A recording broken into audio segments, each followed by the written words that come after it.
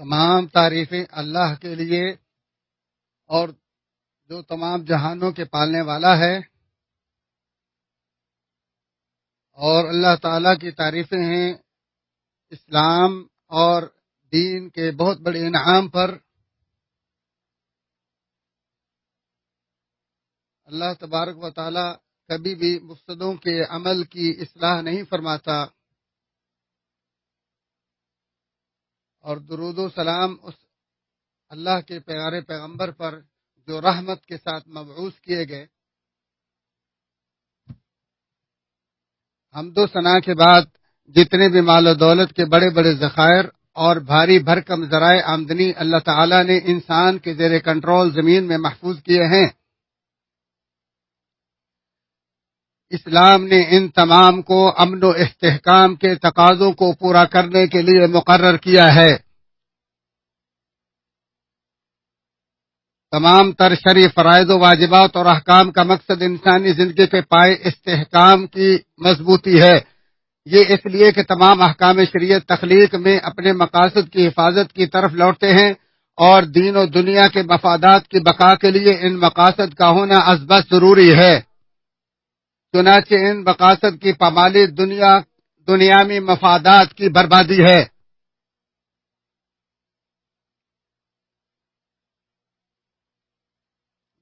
زمین پر فساد برپا کرنے والوں کے لیے اسلام نے سنگین ترین وعید مقرر کر رکھی ہے۔ جس نے زمین میں فساد مچایا یا مقاصد امن و استقرار کو پاش کیا، وہی مفسد ہے۔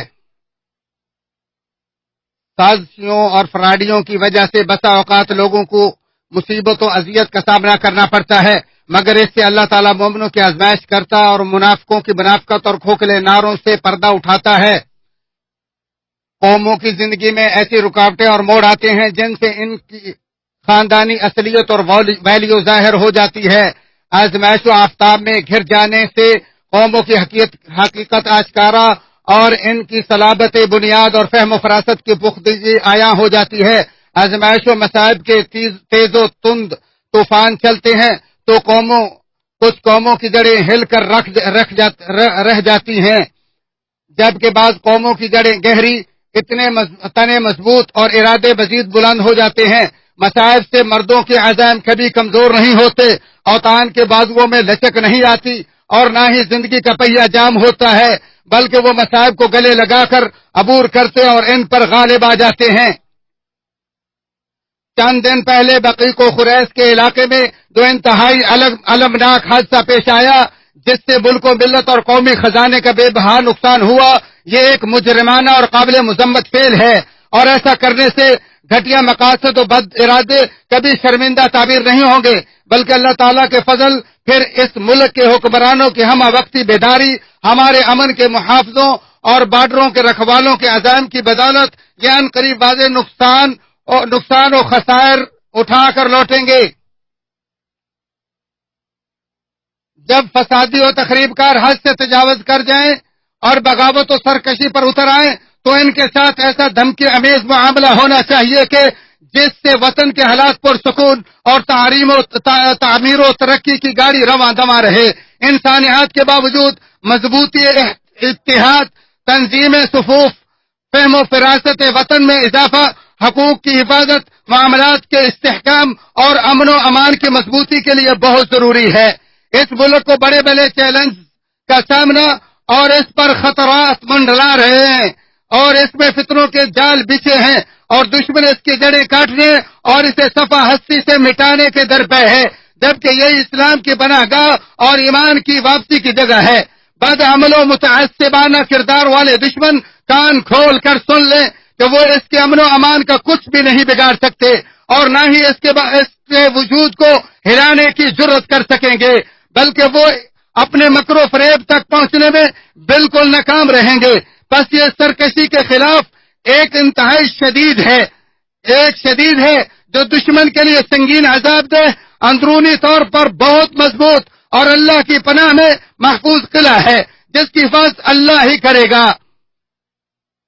بس یہ ملک کتاب و سنت کے جھنڈے کا حامل ہے، جو فیصلے کی اساس، شریعت کا مرکز، زندگی کا منہج، قوت اور اقتدار کا راز اور کامیابی سعادت کا بستر ہے۔ اسی سے ہمارے وطن کا امن مضبوط، اسی کی طاقت کو ہم سراہتے اور اسی کے فروغ کے لیے نگاہیں بلند ہوتی ہیں۔ وطن سے نسبت ایک جبلی چیز ہے، کیونکہ فطرتی محبت دین کی نسبت سے ہی ماخوذ ہے، اسی لیے اس سے باہمی متفق ہے۔ انسان بھلا ایسی زمین سے کیسے پیار نہیں کرے گا جس کی گود میں زندگی بسر کی، جس کی مٹی پر بڑا ہوا، جس کے باسی اور تاریخ سے وابستہ ہو، اور جو اس وطن کو تکلیف دے اس سے تکلیف کیسے نہ ہو، یہ اس کی بدخواہی سے غم زدہ کیسے نہ ہو، اور وہ اس کی طرف دست درازی کو روکنے کی کوشش کیوں نہیں کرے گا، بلکہ وطن کے ساتھ قوت نسبت سے باہر صورت امن مضبوط اور اندرونی نگرانی ایسی طاقتور ہوتی ہے کہ جس سے وطن میں فتن و اضطراب برپا کرنے والوں کے خلاف حمایت ملتی ہے۔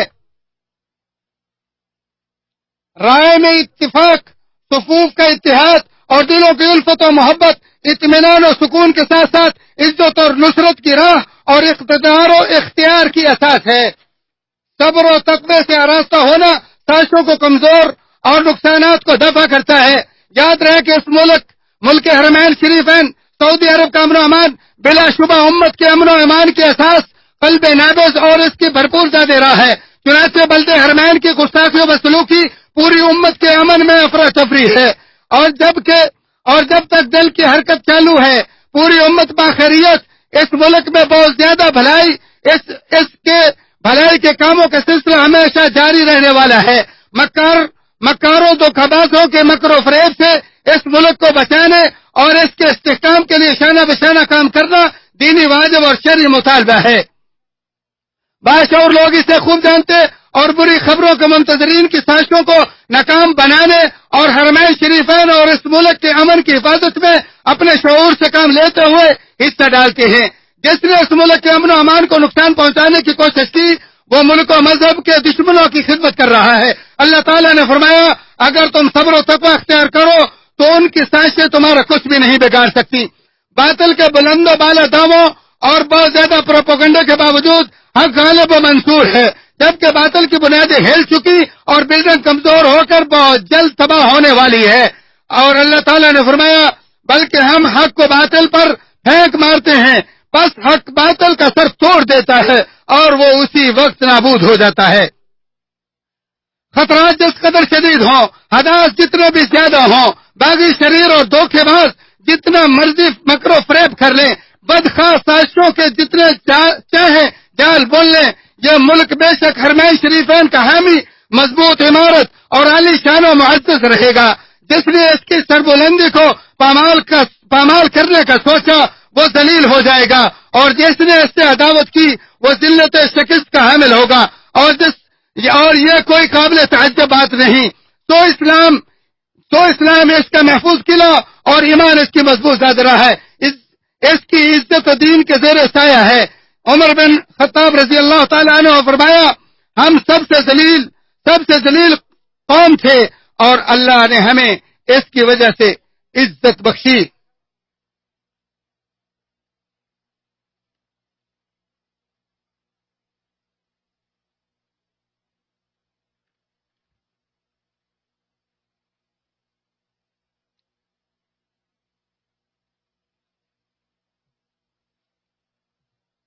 اللہ تبارک و تعالی نے اس ملک کی حفاظت کے لیے ایسے عظیم نوجوان پیدا کیے ہیں۔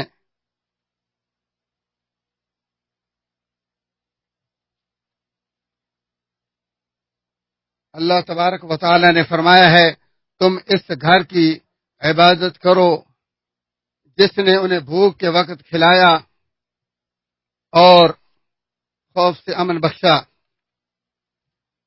میں اسی پر اکتفا کرتے ہوئے اللہ سے اپنے اور تمہارے لیے بخشش طلب کرتا ہوں، تم بھی اس سے پناہ مانگو۔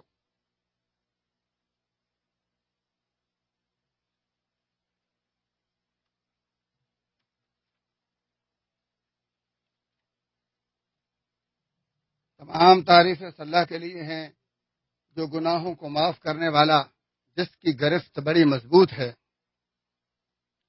اور میں گواہی دیتا ہوں کہ اللہ کے علاوہ کوئی سچا معبود نہیں، جو علی القدیر ہے۔ اور میں گواہی دیتا ہوں کہ ہمارے سردار اور نبی جناب محمد رسول اللہ علیہ وسلم اس کے بندے ہیں جو بشیر و نذیر ہیں۔ اللہ تعالیٰ آپ اور آپ کے آل و اصحاب پر درود و سلام نازل فرمائے۔ حمد و ثنا کے بعد میں اپنے آپ کو اور تمہیں اللہ کے تقوی کی وصیت کرتا ہوں۔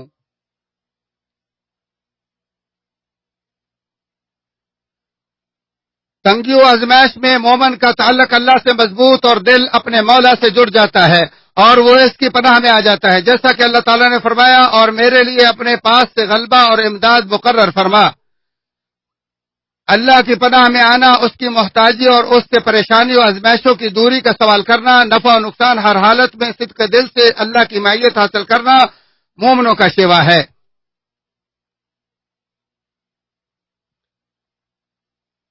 جب مسلمان اپنے مولا کا محتاج ہوتا ہے تو وہ فوراً نیکی و دعا شروع کر دیتا ہے۔ اللہ تعالیٰ کا وعدہ ہے کہ جب کوئی دعا مانگے وہ قبول کرتا ہے، لہذا مسلمان اپنے خالق کے وعدے پر بھرپور یقین رکھتے ہوئے دعا مانگے۔ تمہارے رب نے فرمایا تم مجھ سے دعا مانگو میں قبول کروں گا۔ اللہ تعالیٰ جسے چاہے شر، تکلیف اور مصیبتوں سے بچانے والا ہے۔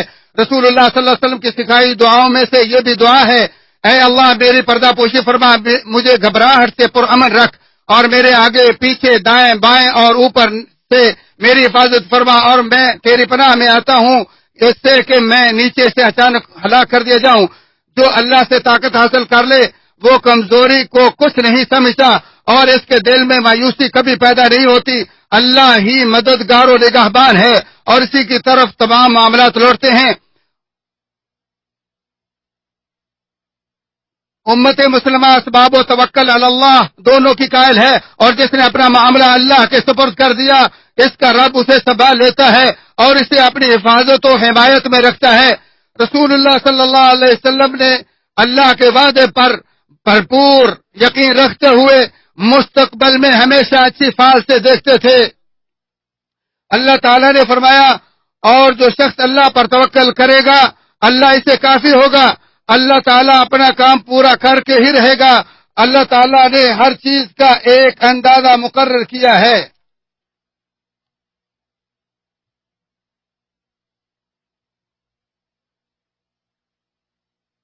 خبردار، اللہ کے رسول صلی اللہ علیہ وآلہ وسلم پر درود و سلام نازل فرماؤ۔ اللہ تعالیٰ نے فرمایا ہے کہ بلا شبہ اللہ اور فرشتے اللہ کے نبی پر درود بھیجتے ہیں۔ مومنو تم بھی درود و سلام بھیجو۔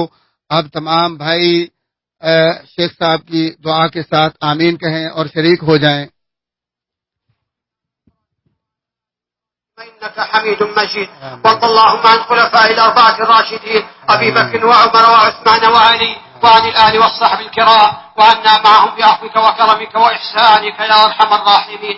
اللهم أعز الإسلام والمسلمين، اللهم أعز الإسلام والمسلمين وأذل الكفر والكافرين ودمر اللهم أعداءك أعداء الدين واجعل اللهم هذا البلد آمنا مطمئنا وسائر بلاد المسلمين.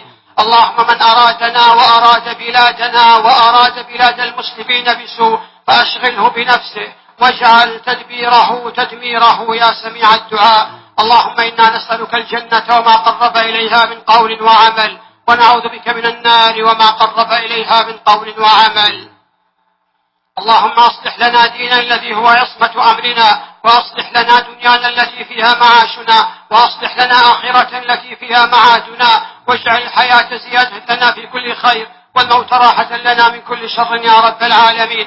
اللهم إنا نسألك فواتح الخير وخواتمه وجوامعه وأوله وآخره ونسألك الدرجات العلى من الجنة يا رب العالمين. اللهم إنا نعوذ بك من زوال نعمتك وتحول عافيتك وفجاءة نقمتك وجميع سخطك. اللهم إنك عفو تحب العفو فاعف عنا. اللهم اغفر لنا ما قدمنا وما أخرنا وما أعلنا وما أسررنا وما أنت أعلم به منا. أنت المقدم وأنت المؤخر لا إله إلا أنت. اللهم أنت الله لا إله إلا أنت. أنت الغني ونحن الفقراء. أنزل علينا الغيث ولا تجعلنا من القانطين. اللهم أغثنا اللهم أغثنا. اللهم سقيا رحمة لا سقيا عذاب ولا بلاء ولا هدم ولا غرق. اللهم وفق إمامنا خادم الحرمين الشريفين لما تحب وترضى. اللهم وفقه لهداك واجعل عمله في رضاك ووفق ولي عهده لكل خير يا رب العالمين. اللهم وفق جميع ولاة أمور المسلمين للعمل بكتابك وتحكيم شرعك يا رب العالمين. ربنا ظلمنا أنفسنا وإن لم تغفر لنا وترحمنا لنكونن من الخاسرين. ربنا آتنا في الدنيا حسنة وفي الآخرة حسنة وقنا عذاب النار.